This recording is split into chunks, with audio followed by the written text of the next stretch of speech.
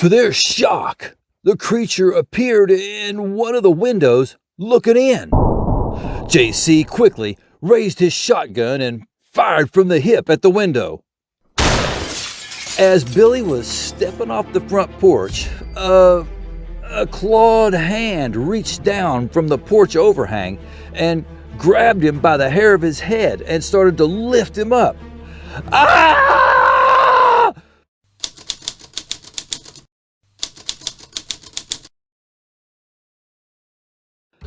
It was a steamy evening in the small Kentucky community of Kelly, about 8 miles north of Hopkinsville.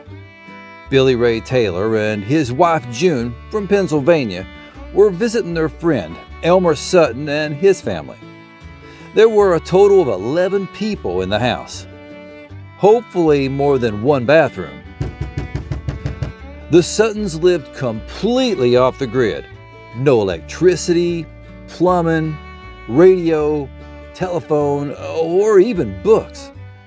They enjoyed a simple, secluded, no-nonsense life on their farm. They must be Amish.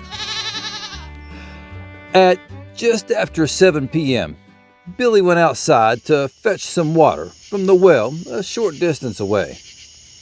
As he was pumping it out,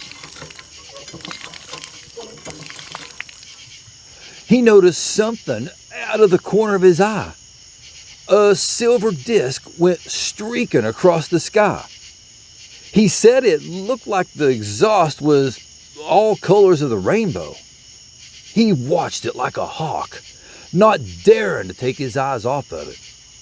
It slowed down and disappeared behind a tree line, not far from the Suttons' farmhouse. Billy didn't hear an explosion, just a low hum as the object landed somewhere behind the farmhouse. He could see a strange green glow behind the trees. He panicked and ran indoors. He told the others that he had just seen a UFO land behind the house. Elmer told him, "Billy, it was just a meteor. Stop fibbing." Billy turned to his wife and said, "June, you believe me, don't you?" June burst into laughter and continued her conversation with the Suttons. "Thanks for your support, honey." Even though Billy insisted it was true, they continued to rib Billy about being scared of a shooting star. An hour later, everything had calmed down. The two dogs outside started barking loudly and relentlessly at something. At first, they thought the dogs spotted a deer or some other woodland creature. If you've got dogs, you know there's a certain kind of bark that they do when they sense someone or something. Several minutes later, the barking continued and grew more intense. This made Elmer curious, and he went outside to investigate why they were making such a ruckus. Billy went with him. As they stepped outside onto the front porch, both dogs whimpered, tucked their tails, and ran under the front porch. They're not very good guard dogs. I'm guessing they ain't German Shepherds. Billy and Elmer looked at each other confused, then looked in the direction the dogs were barking. Off in the distance, under a cluster of trees, they could see the silhouette of a small humanoid creature. The creature noticed Elmer and Billy looking at it and started getting closer to them. Suddenly, feeling a sense of urgency and fear, they ran back inside the house and locked the door. They explained to everyone what they'd seen, and J.C. Sutton took charge. He grabbed some guns and some ammo from the closet. He handed Elmer a double-barreled 12-gauge shotgun and Billy a 22 caliber semi-automatic rifle. JC had a 20-gauge pump shotgun. Now we're talking. They quickly loaded their guns and, feeling more secure, Elmer and Billy returned to the front porch to confront the strange creature. It's time to rock and roll, baby!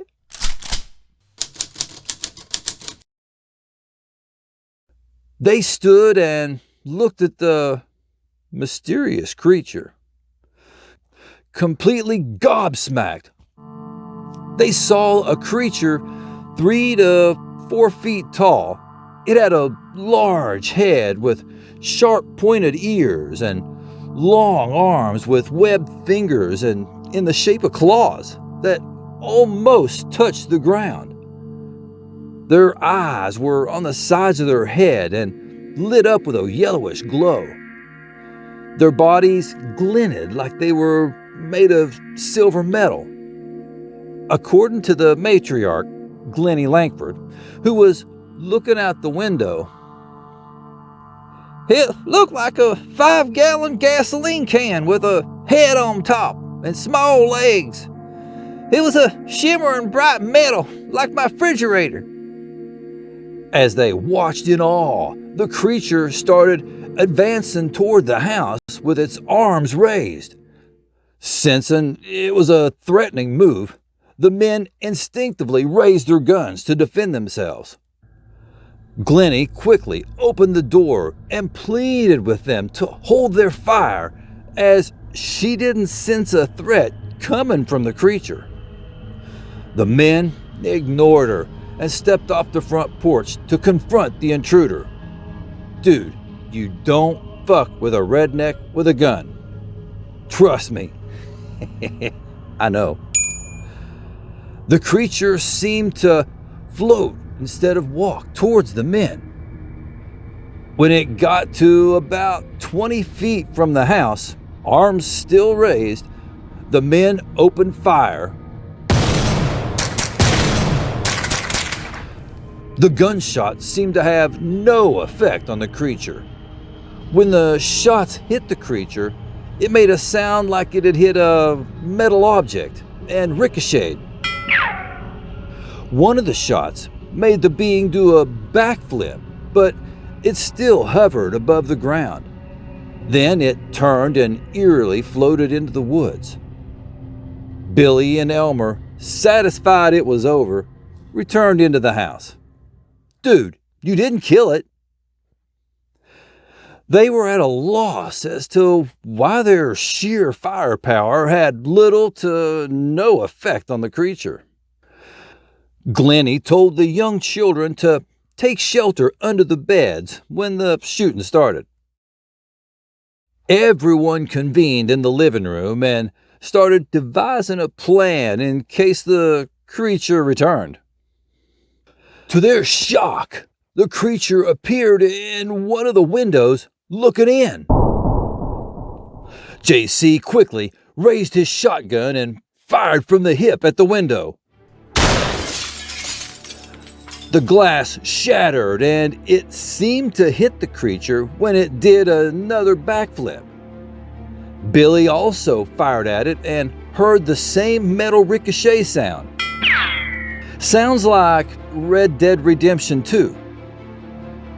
Billy and Elmer both stormed back onto the front porch to do a perimeter check. Elmer stepped out into the front yard with Billy following. As Billy was stepping off the front porch, a clawed hand reached down from the porch overhang and grabbed him by the hair of his head and started to lift him up. Ah! Billy screamed and struggled in a panic. Elmer spun around and saw the creature floating above the front porch roof with a handful of Billy's hair. During the brief struggle, it released Billy. As he hit the ground, Elmer opened fire from close range with his 12-gauge. It made the same metallic ricochet and it backflipped completely over the house. Bonus points. Billy, rubbing his head, grabbed his gun and the pair started searching the property. A minute or so later, Billy noticed something perched in a tree. At first, he wasn't sure if it was one of those creatures. Then, after focusing on it, he realized it was. They both fired on it and knocked the being out of the tree. But instead of it falling to the ground, it just gently floated to just above the ground and then floated off into the darkness. 20 minutes or so later, dread began to creep in on everyone. It was becoming crystal clear that their firearms were not enough to repel these critters. All of a sudden, another one appeared up on the roof of the house. Both of the men blasted it off the roof, this time sending it 40 feet away from the house. It slowly descended to the top of a fence. They shot it again, and again it did a backflip and floated off into the trees. These things are just fucking with them. After 30 minutes of no more sightings, the men returned into the house. The women were huddled together in the living room, terrified, with the children still under the beds. Just then, they heard footsteps on the roof of the house. Glennie looked out the window to the front yard and noticed another one of the creatures making its way toward the house. Billy flung open the front door and shot it through the screen door. It did its backflip and floated off. The engagement continued for 4 hours.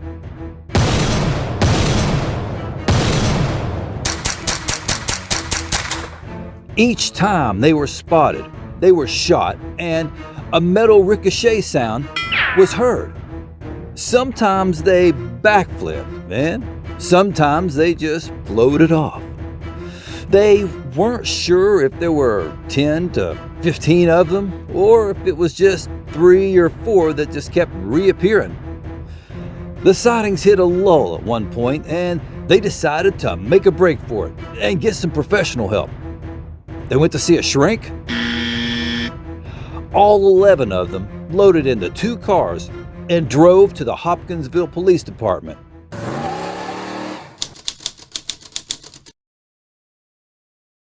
The families burst into the station, one shouting, "We need help!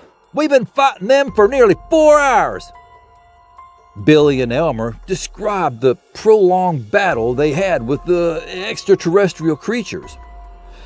Billy told the police that he went through 4 boxes of 22 shells, and JC and Elmer said they used several boxes of shotgun shells before leaving the farm. "You're going to need a bigger gun, fellas." They described how the creatures were impervious to gunshots, and they were worried the situation might get worse. So, as a last resort, they went to the police for assistance. Although completely taken aback by the strange nature of their report, the officers who were witnesses to the family's statements could see the genuine terror and hysteria they were in. Whatever it was they had witnessed, they believed they were, at least from their perspective, telling the truth. Yeah, they're not bullshitting. Police Chief Russell Greenwell later remarked, "These ain't the kind of folks who normally run to the police for help. What they do is they reach for their guns and they take care of it themselves." The Hopkinsville police took their encounter so seriously that they contacted the state police and the Christian County Sheriff's Department for backup.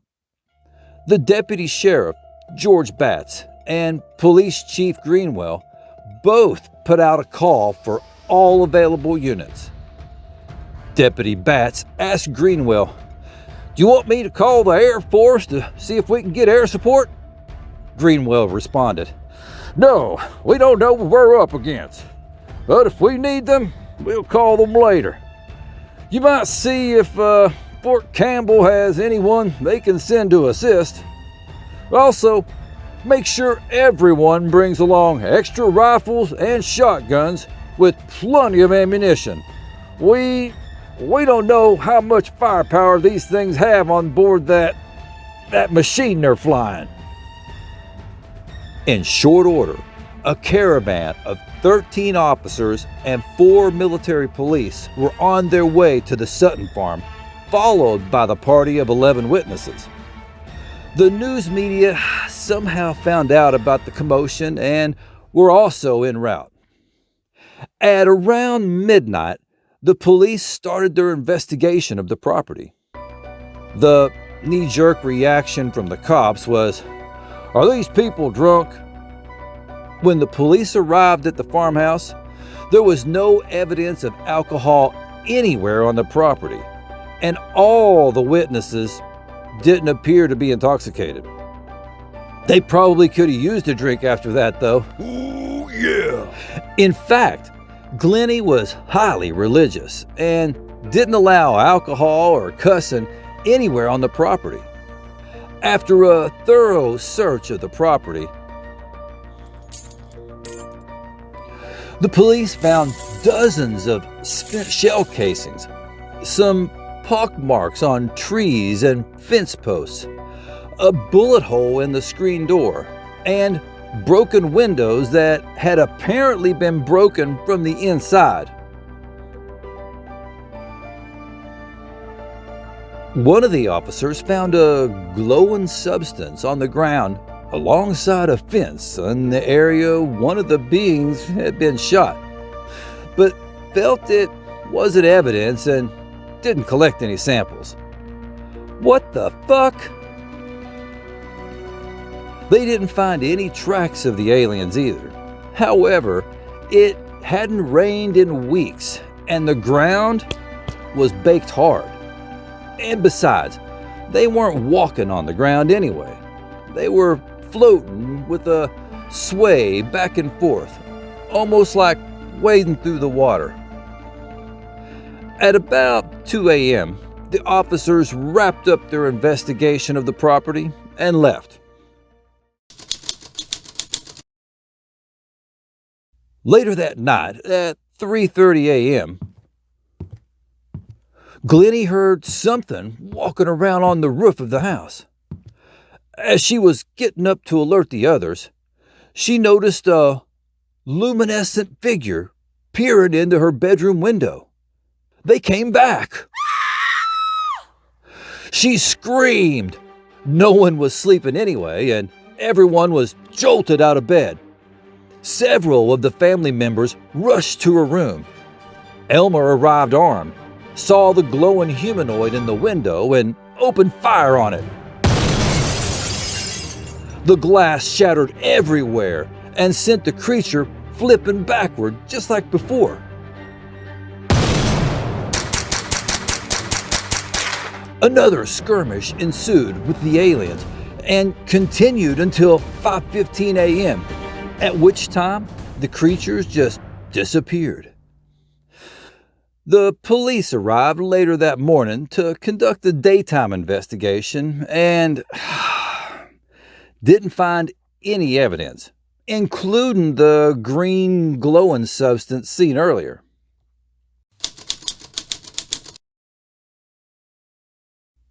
The press wasted no time publishing the story, and in short order, word spread about the invasion.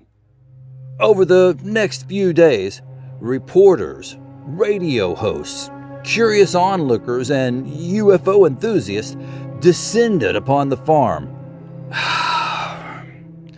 Unfortunately, some were very rude to the family, saying they just made it up for monetary gain. FYI, the family didn't make any money off of it. UFO buffs began to intrude into the house and steal small objects as souvenirs. At some point, a radio host and UFO fan named Andrew Ledwith came to the house for an interview. He was very nice and cordial towards the family. Andrew was also very proficient at drawing. During his interview with Billy, he sketched the craft Billy described to him. He also sketched individual drawings of the beings from each family member who spotted them. They were remarkably consistent and nearly identical, so they obviously saw the same thing. A headline in the Indianapolis Star print erroneously labeled them as little green men, despite the family's description of them as silvery, almost metallic in color. This is where the derogatory phrase, little green men, came from. After 10 days of constant badgering and belittlement, Glennie could take no more. She packed up and moved to an apartment in Hopkinsville.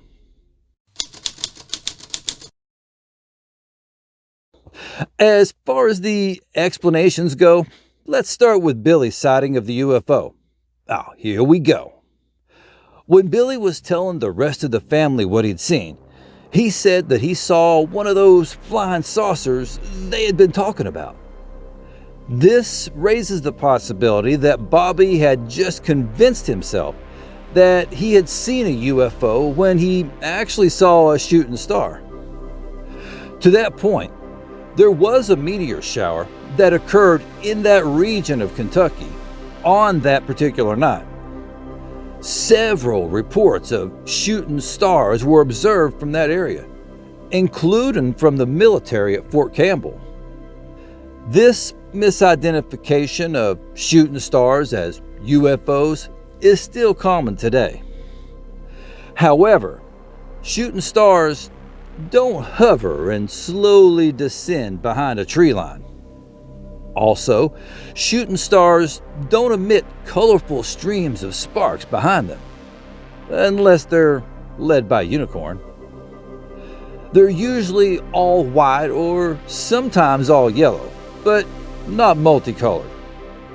He also said he heard a low humming sound.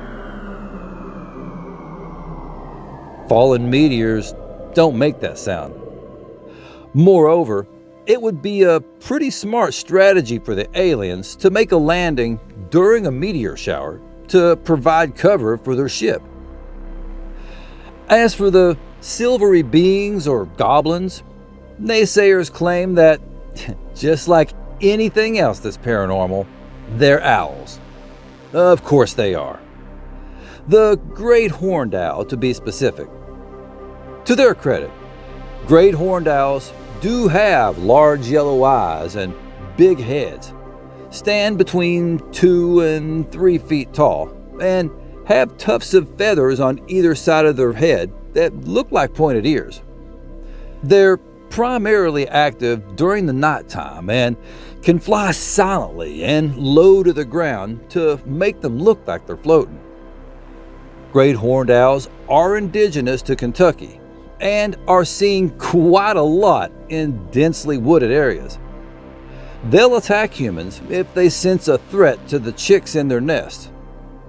On the flip side, the nesting period for great horned owls is late May to early June, and it would be extremely unusual for them to be nesting in late August. It was also noted that Glennie said that she figured there were at least 2 to 4 beings around her house. Great horned owls are very territorial and wouldn't hunt that close together. Also, the creatures spotted around the house were a silvery, metallic color. Great horned owls are different shades of brown, and their face has a reddish tone. I wonder if old great horned owls have silver feathers. Although they do have yellow eyes, They don't glow as the witnesses stated. Besides, I'm quite sure those folks are very familiar with what owls look like, living that far out in the woods. No doubt. Billy and Elmer were avid hunters and were quite aware of what the different wildlife looked like, even in the dark. Also, the last I checked, owls aren't bulletproof and make a metallic sound and do a backflip when shot. On top of that, no blood, feathers, or owl remains were found during the police investigation. As far as the glowing green ooze found by the investigator who thought it was no big deal and didn't collect a sample, what a fucking idiot. Some have alleged it was a fungus called foxfire. This fungus grows on decaying logs or tree stumps. It glows at night and very little during the day. The policeman that found it stated that it was along a fence line in the grass. It wasn't on any kind of log or stump. It was on the grass. Foxfire doesn't grow on the grass. So whatever it was, it wasn't foxfire.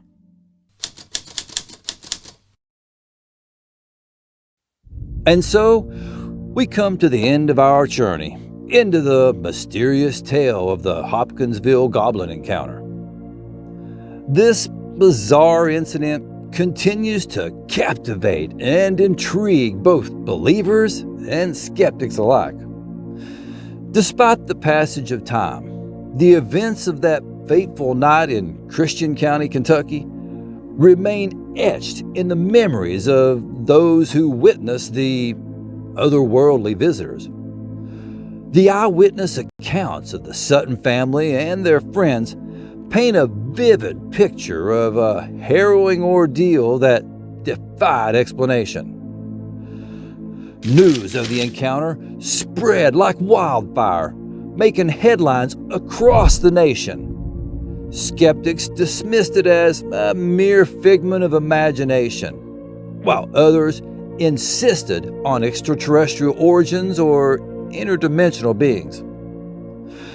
The Hopkinsville Goblins became a topic of debate, often shrouded in skepticism and intrigue.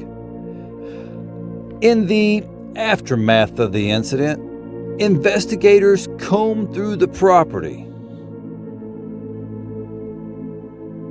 searching for evidence to either support or debunk the claims made by the Sutton family.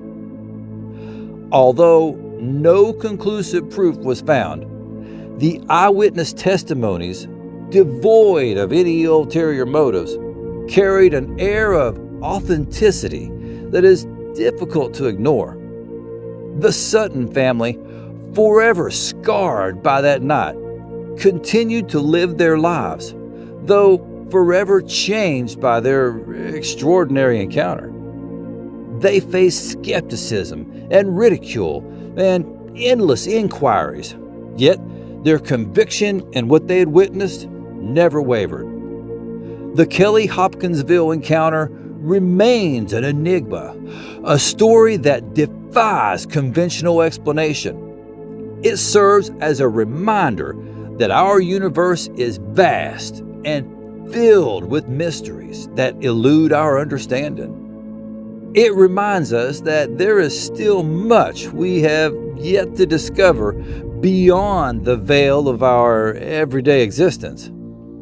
Whether you believe in the supernatural or find solace in scientific explanations, the Kelly Green Men case challenges our perceptions and reminds us of the limitless possibilities that lie just beyond our grasp.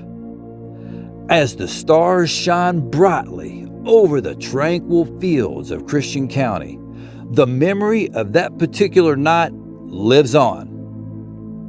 The Hopkinsville UFO case will forever remain a captivating chapter in the annals of the unexplained, an enduring reminder that sometimes the truth is stranger than fiction. Thank you for joining me on this extraordinary journey.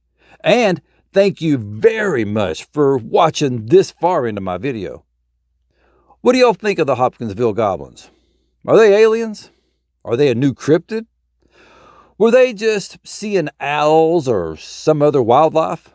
Or were they just making shit up? I personally think they encountered something out of this world. Probably from a different dimension. A little advice. Remember to always keep your eyes open, along with your mind, because who knows what mysteries await just beyond the horizon.